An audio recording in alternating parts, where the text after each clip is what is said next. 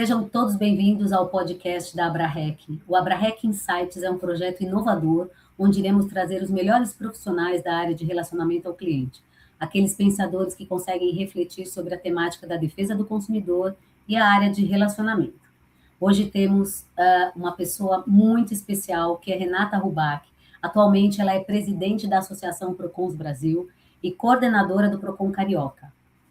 Ela foi membro do Conselho Municipal de Proteção do Consumidor, ela é do Fórum de Procons do Rio de Janeiro, ela é a pessoa que vai falar tudo aqui sobre a defesa do consumidor, nessa visão de um órgão que defende o consumidor, que tem um diálogo com as empresas, que faz, de fato, todos os dias a harmonização do relacionamento ao cliente na veia.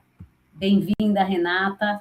Eu queria que você falasse um pouco da sua trajetória para a gente começar a bater esse papo. Eu vou fazer algumas perguntas e a gente vai conversando para poder trazer aí a sua experiência, a sua participação nessa trajetória maravilhosa e o que a gente aqui, como associação, pode também desenvolver um trabalho e aproximar mais ainda do que já tem as empresas dessa dinâmica e dessa temática de cada vez mais atender o consumidor e reduzir conflito.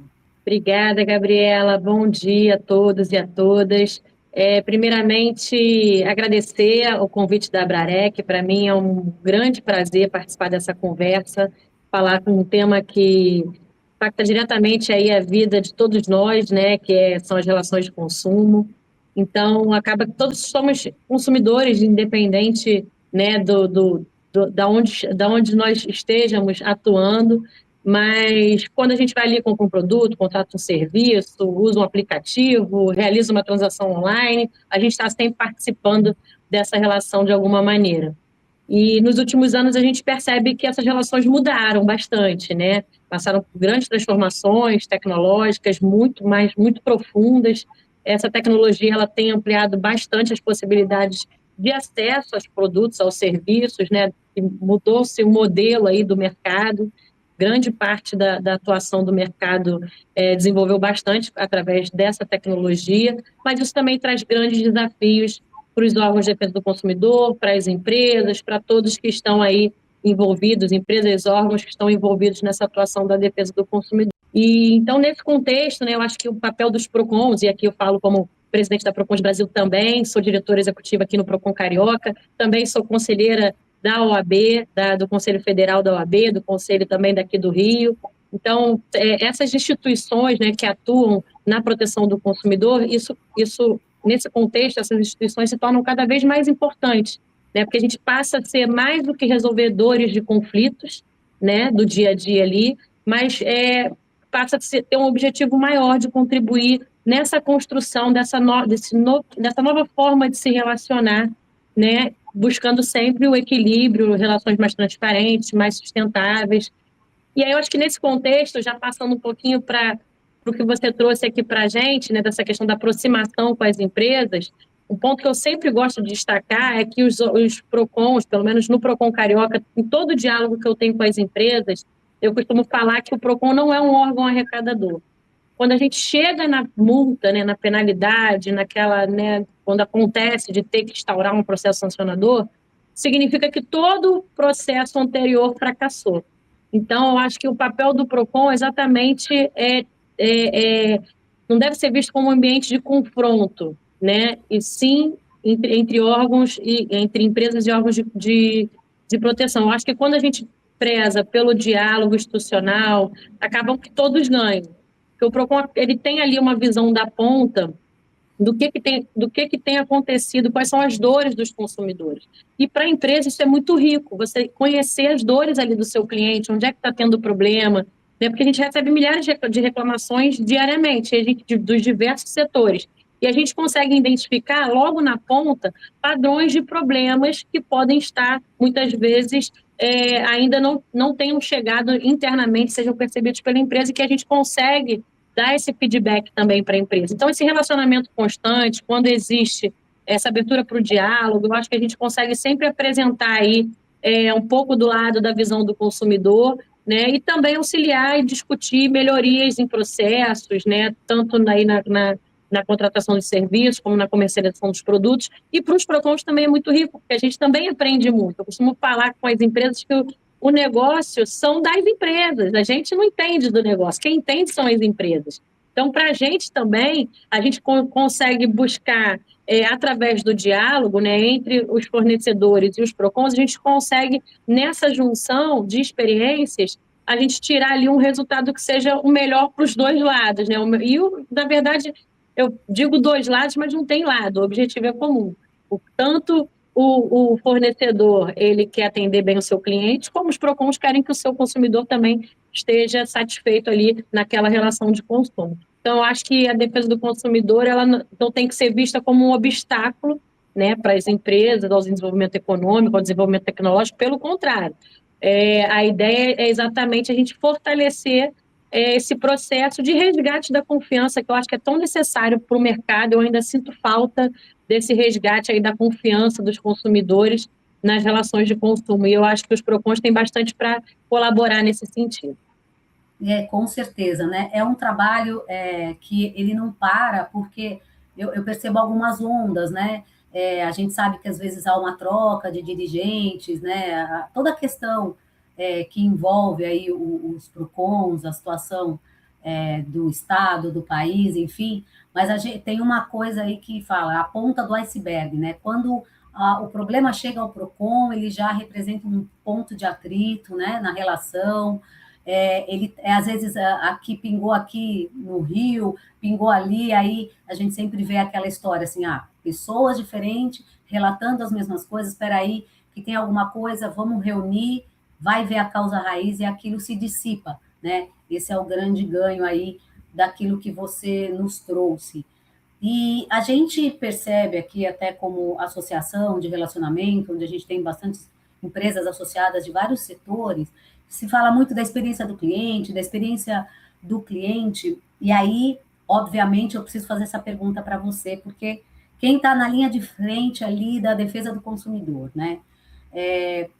Quais são os principais erros? Se é possível falar um pouco disso, que se repete ou que vem, essas oportunidades ainda de melhoria que a gente pode dar esse recado, porque às vezes eu percebo uma repetição, né, de alguns padrões, e aí, como é que a gente pode ajudar? A gente fala muito de quantidade de reclamação, as empresas falam muito da ouvidoria estratégica, você já falou aqui do diálogo próximo nos PROCONs, mas aí se você pudesse falar um pouco daquilo que vocês ainda percebem que tem aí um erro comum, principal, que a gente pode colocar aqui nesse nosso bate-papo. Antes de falar dos erros, né, eu acho que a gente tem que reconhecer, né, que a maioria das empresas, um grande volume de empresas, elas têm sim investido em áreas de experiência do cliente, atendimento, relacionamento, que isso aí já ajuda bastante, tá? Mas é super positivo, enfim. Mas eu acho que a gente ainda observa alguns problemas em decorrência das reclamações mesmo que chegam no PROCON, né? Eu acho que a grande dificuldade em resolver o problema no primeiro atendimento, eu acho que é um ponto que talvez seja interessante para tentar melhorar, né? Porque, às vezes o consumidor ele precisa passar por diversas vezes por diversos canais até conseguir uma solução, ou às vezes passa por diversos canais e também não consegue, se perde nessas conversas todas e acaba chegando aqui no PROCON. Então, o que eu costumo falar é o seguinte, quando chega no PROCON é porque ele normalmente tentou buscar solução ali no saque ou junto à ouvidoria, e isso aí acabou que transbordou para o PROCON. A gente sempre orienta que o cliente, né, o consumidor, ele, antes de qualquer coisa, que ele busque tentar resolver primeiramente com a empresa. Eu acho que isso é importante, até porque os órgãos de defesa do consumidor não são saques das empresas, pelo contrário, a gente está aqui para tentar mediar o que algum transbordo, algum eventual transbordo que possa ter acontecido, mas a empresa tem que ter esse seu atendimento aí, conseguir chegar numa solução para o seu cliente. E um segundo ponto que eu acho legal, assim, que talvez as empresas devam também investir, é essa parte da clareza das informações principalmente nessas transações digitais, né? Os contratos digitais, serviço por assinatura, produtos financeiros, né? Porque agora está tudo na palma da mão, né? O celular, ele virou, né, há muito tempo deixou de ser um instrumento de comunicação para virar virou tudo, virou loja, agora é 24 horas, é um estabelecimento celular, né? Ali você faz as transações financeiras, você faz os seus serviços, inclusive serviços públicos também, né? Você utiliza pelo celular, todas as transações financeiras você faz também através do celular, então, às vezes o consumidor não compreende plenamente essas condições ali daquele serviço que está sendo contratado, porque o olho no olho ainda tem o seu diferencial, né? E a gente ainda precisa às vezes, do contato humano. E talvez nesse processo, né, que viu que teve uma dificuldade, não conseguiu ali num primeiro contato, resolver a solução, talvez trazer essa humanização para esse atendimento, eu acho que talvez melhore, né? E eu acho que possa impedir aí que essas demandas acabem desaguando nos órgãos de defesa do consumidor. Eu acho que, através dessas análises, desses dados, essas melhorias, esses processos, certamente vão melhorar, né, a atuação das empresas e também reduzir as reclamações nos órgãos de defesa do consumidor. Eu gostei do que você falou das informações na palma da mão. Eu acho que a defesa do consumidor não é diferente do que está acontecendo no mundo, né? Às vezes, a quantidade da informação que chega não é a qualidade que se espera. Então, eu acho que esse é um ponto em que essa troca de informação daquilo que vocês recebem, né, e esse respeito ao diálogo, a sempre falar, vamos conversar. Olha, você pode estar informando, você pode colocar, mas isso não está surtindo o efeito desejado, porque eu estou recebendo demanda. Então, melhorar, né, a informação ou ter essa condição de falar especificamente com aquele consumidor, porque para a massa, de repente, deu certo, né? Ah, mas eu atendo, a empresa sempre fala, né? Eu atendo tantos consumidores, sim, para a maioria está dando certo, mas tem aqui uma parte que está transbordando que não está dando certo, então você precisa ter ali uma operação que vá atender especificamente, porque cada um é único, né? E aí você Exatamente. tem essa... atender todo o perfil de consumidor, né? Porque tem consumidores de vários perfis, e é importante que a empresa ela saiba dialogar com todos, né? Então, eu acho que é isso, garantir essa informação, eu acho que é sim, fundamental, de forma clara, ostensiva, e que não gere dúvidas, como você bem falou, às vezes o volume de informações, né, a quantidade de enxurrada de volume de informações que a gente recebe, às vezes, no celular, isso atrapalha, às vezes, a percepção aquele, né, o excesso de informação acaba que vira uma desinformação. Então, fazer com que isso ocorra de forma, de fato, efetiva, né, para o seu cliente, para o consumidor. A gente percebe, às vezes, uma fala do consumidor de falar...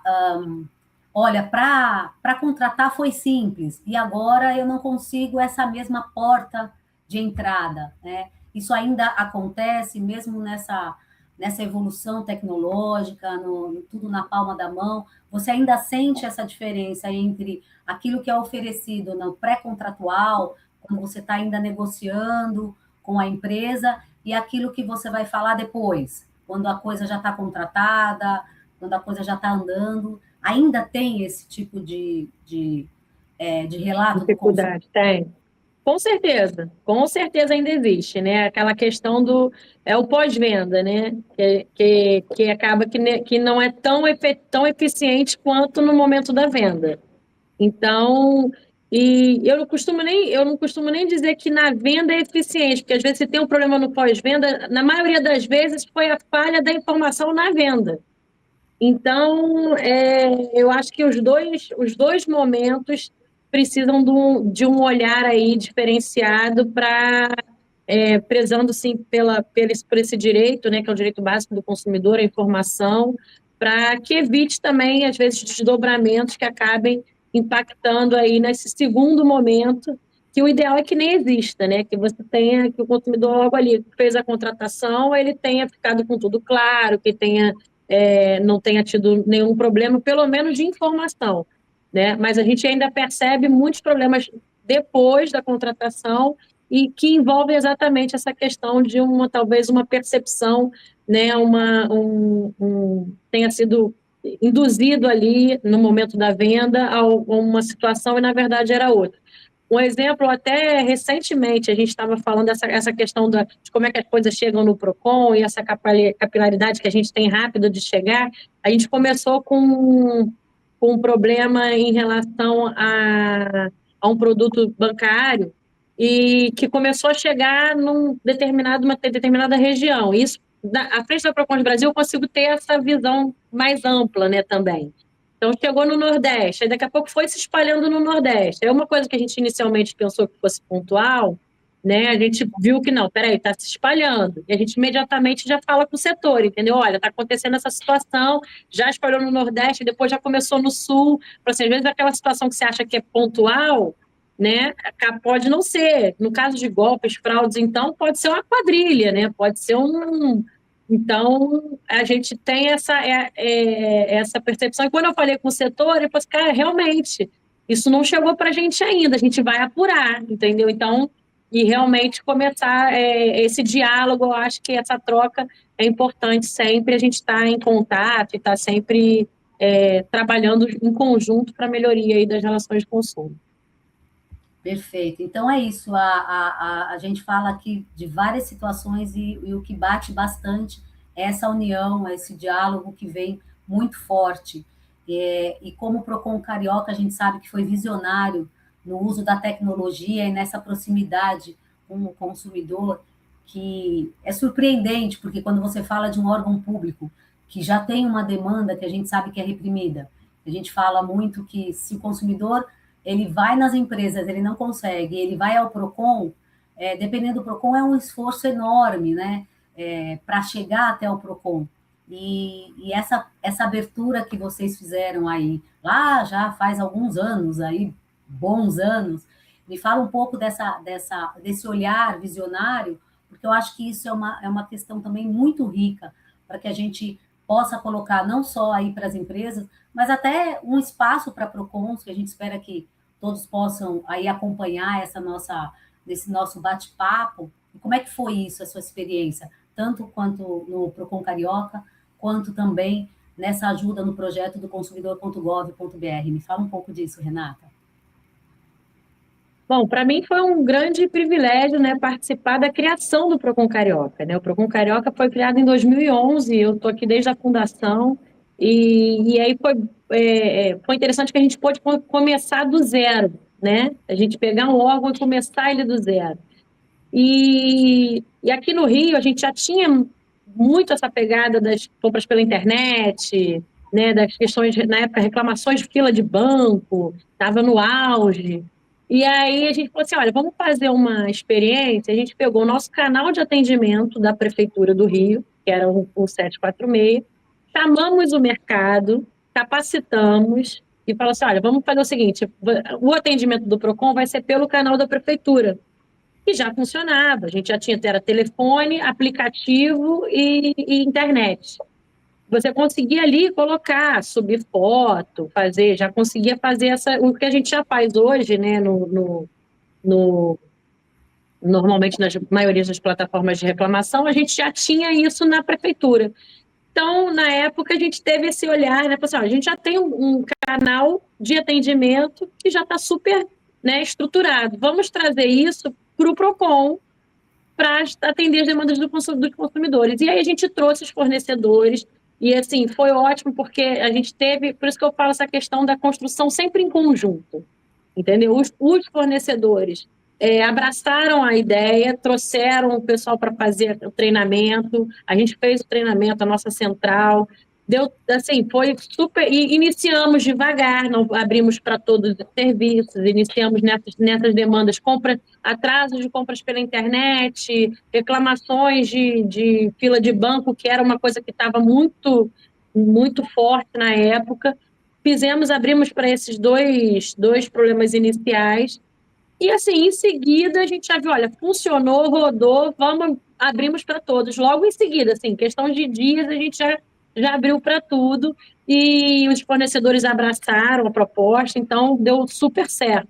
E aí, essa experiência, essa expertise, a gente acabou levando, num segundo momento, aí já em 2014, para a Senacom, para que a gente fizesse, quando eles estavam na época pensando ali na construção do Sindec, era Sindec 2.0 ainda, a discussão estava para ser feito essa evolução do Sindec, que é o sistema que os PROCONs utilizavam na época para atender as demandas das reclamações do consumidor, hoje é o Proconsumidor, né?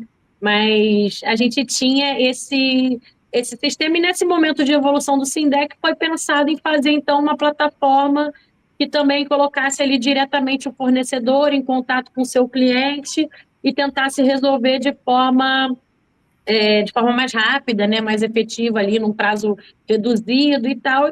E era o que a gente já fazia aqui no Rio. Então, a gente levou essa experiência, né, para a secretaria e o formato, participamos ativamente ali da construção, da homologação do sistema, que é hoje o consumidor.gov, que a gente já completou aí, acho que 10 anos de plataforma, né, 11 anos agora, né, e tem que foi um grande sucesso, uma política pública importante que está auxiliando aí. Mas eu lembro que lá atrás a gente teve que fazer, existia um receio, né, dos PROCONs de abrir demandas para a internet, né, porque vai chegar um mundo e o PROCON não vai dar conta e tal, mas a gente viu que dá para fazer. Desde, assim, é isso, dialogando com o fornecedor, ele se colocando também à disposição para fazer. E, assim, o mais importante, na época que a gente... No nosso caso, no PROCON, não era porque era um atendimento de PROCON, né? Então, a gente tinha um monitoramento, a gente fazia um acompanhamento ali. Mas, para essa proposta da plataforma, como a gente queria uma adesão voluntária pelas empresas, né? Que não fosse nada obrigatório, enfim... E foi, de fato, uma construção conjunta e a gente conseguiu criar um formato ali que resolveu muitos dos problemas e a gente consegue até hoje, né? A gente sempre divulga a ferramenta antes de ingressar no PROCON. Assim como a gente fala antes de ingressar no PROCON, procurar as empresas, a gente fala procura a empresa, não resolveu, procure o consumidor.gov, não resolveu, o objetivo é tentar buscar, não pular etapas, né? A gente dá todas as oportunidades antes de ter que tomar uma medida no PROCON. Por isso que eu falo, por isso que minha fala inicial foi exatamente nesse sentido. Quando a gente acaba chegando numa sanção, ou chegando num processo sancionador, é porque todo esse trabalho anterior aí fracassou. Então, por isso que é importante a gente estar sempre, né, evoluindo juntos e crescendo juntos, tanto os órgãos quanto as empresas. E a plataforma consumidor.gov, ela acabou trazendo um modelo, né, nacional, né, que antes a gente tinha aqui no Rio, mas era um modelo, e não era um modelo não era um modelo para PROCON, né? É cidadão e fornecedor, era isso. Então, eu acho que o consumidor.gov teve essa grande sacada, que foi ser um modelo de mediação de âmbito nacional entre os consumidores e as empresas, baseado exatamente no princípio que a gente sempre, né, preza, que é a questão da transparência, agilidade na solução direta ali das demandas, que é aquilo, ele registra a reclamação, a empresa responde diretamente dentro do sistema, a gente acompanha, a gente monitora, mas a gente não interfere.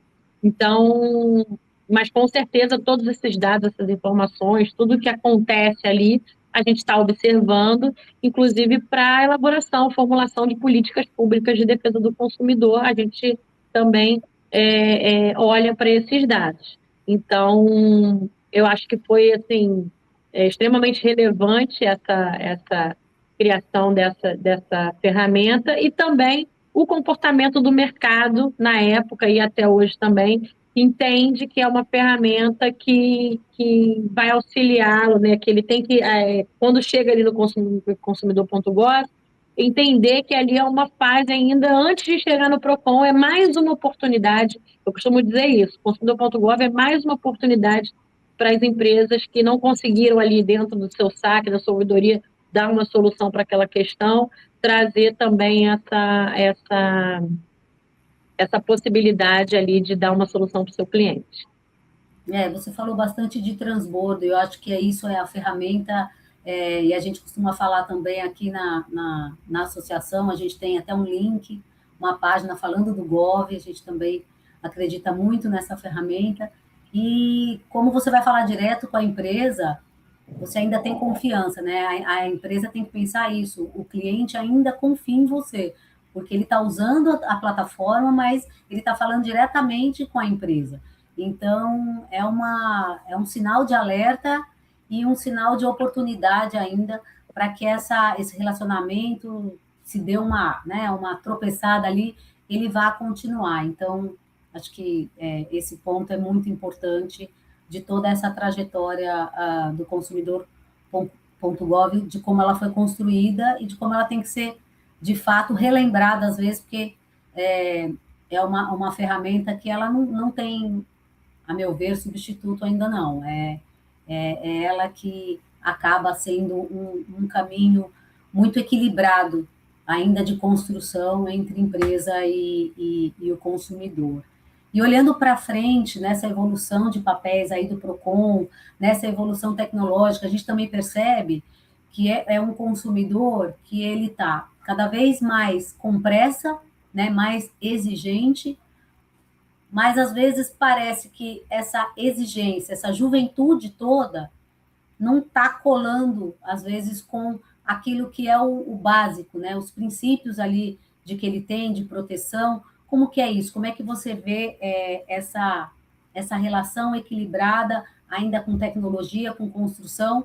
Você já falou um pouco dessa trajetória que eu acho que fala um pouco, que dá para ser tecnológico também nessa via de reclamação e tudo mais, mas como é que a gente acompanha essa velocidade e como é que você vê o futuro aí cada vez mais digital e tecnológico dos PROCONs?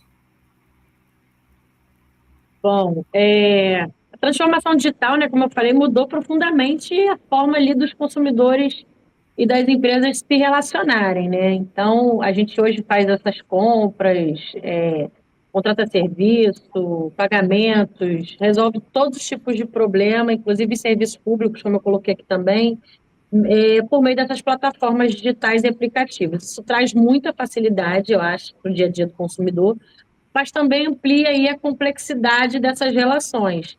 A gente passou a lidar com modelos de negócios, né, novas formas de contratação, um volume maior de transações que são realizadas pela internet.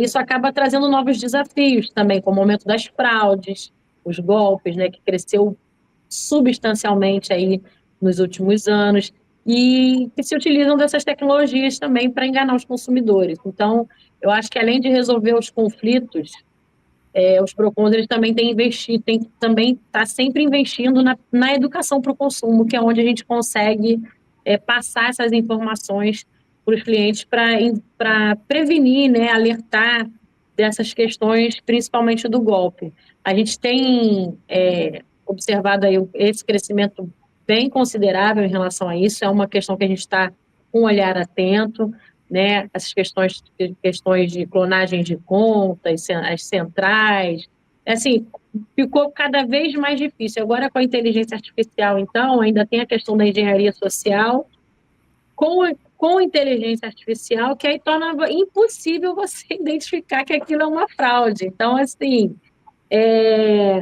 eu sempre dou um alerta que eu sempre passo para os consumidores. Eu acho que as empresas também podem ajudar nessa parte da educação para o consumo, exatamente dar esses alertas, né, do que tem acontecido, né, porque assim, hoje a gente tem, eu costumo falar, envolveu questão financeira, desconfie.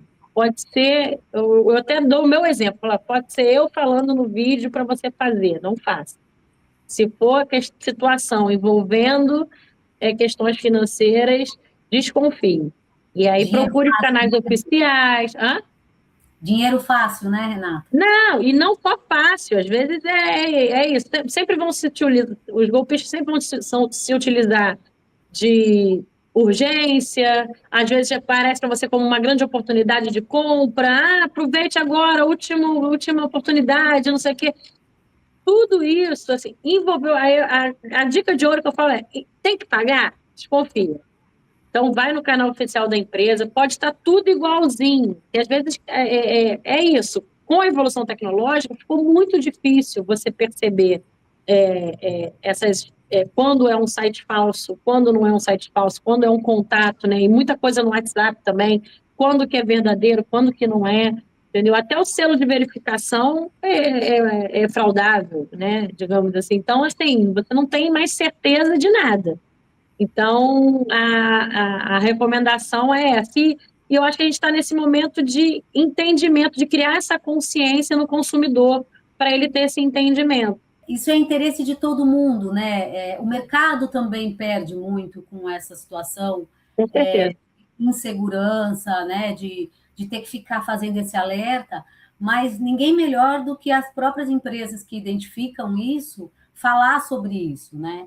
Eu acho que a gente tem aí uma oportunidade grande da gente até fazer alguns temas bem específicos. Aqui a gente falou numa geral, eu vou deixar aqui o convite aberto, tanto aqui para o podcast, como, enfim, qualquer outro evento que a gente possa fazer juntos, porque eu acho que principalmente o tema da inteligência artificial, que a gente vê que tem as suas contribuições, né? Tem as suas vantagens, hoje todo mundo usa, ninguém mais consegue ficar sem, mas o que ela pode, aonde ela pode ajudar, onde ela pode ser perigosa, e quanto mais informação de um órgão, né, que é oficial, de empresas que estão dispostas a fazer essa grande transformação com segurança, que é isso que elas querem, da gente voltar a conversar sobre isso. Mas agora o nosso tempo também já está terminando, queria que você deixasse aí um recado geral e sabendo que a gente vai voltar a falar Não, especificamente com certeza. aquilo que você falou agora.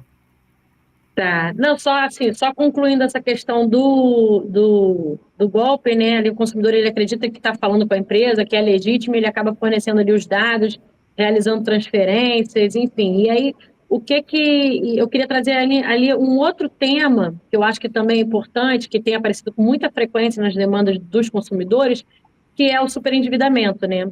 As famílias acabam acumulando aí dívidas de diferentes modalidades de crédito, encontram dificuldade em reorganizar a vida financeira. Então, isso também é um tema que ganhou grande importância, né, nessa questão da política pública de prevenção e tratamento ao superendividamento, especialmente após a aprovação da lei.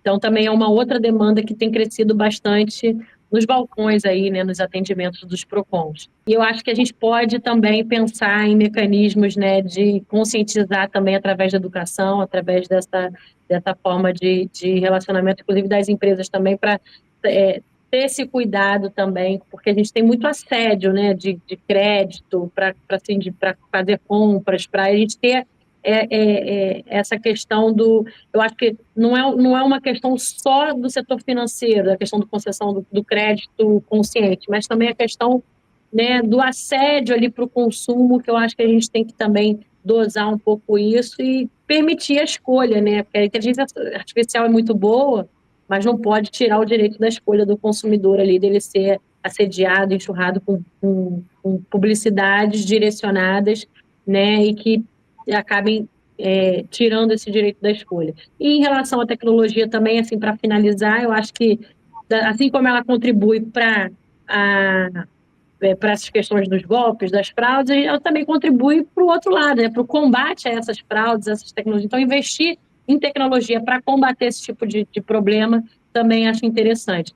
Gostaria de deixar aqui só uma reflexão, né, para todo mundo que atua na área de relacionamento com o cliente. Eu acho que a gente escuta muito em colocar o consumidor no centro das decisões, né? Isso é muito bonito, mas não pode ser só uma estratégia de marketing, né? De negócio. Tem que ser uma responsabilidade ali social.